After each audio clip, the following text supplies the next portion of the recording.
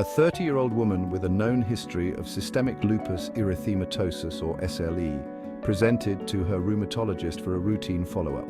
She had been diagnosed with SLE 5 years earlier and had been managed with hydroxychloroquine and low-dose corticosteroids with good control of her symptoms. During the visit, she mentioned feeling generally well, with no new symptoms such as joint pain, rash, or fatigue.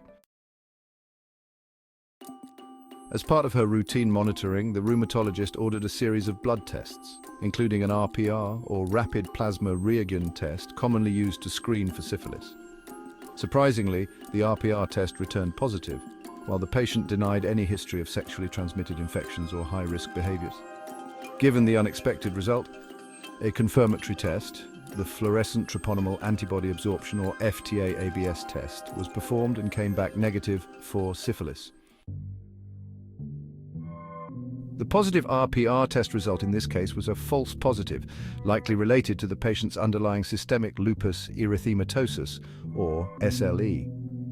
Patients with SLE and other autoimmune diseases can develop a variety of antibodies, including those that may cross-react with reagents used in non-treponemal tests like the RPR. This cross-reactivity can lead to false positive results, which are not uncommon in the context of autoimmune conditions. Non-treponemal tests like the RPR and VDRL, or venereal disease research laboratory test, are used as screening tools for syphilis because they are sensitive and inexpensive.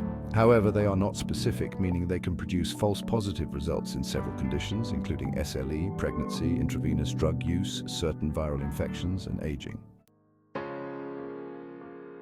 Important considerations.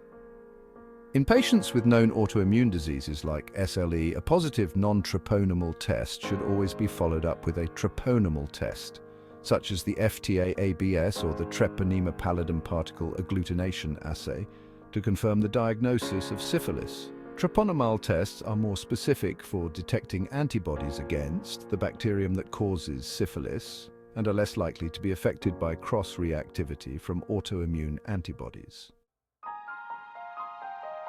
Conclusion: this case highlights the importance of interpreting diagnostic tests within the context of the patient's overall clinical picture, including known medical conditions like SLE.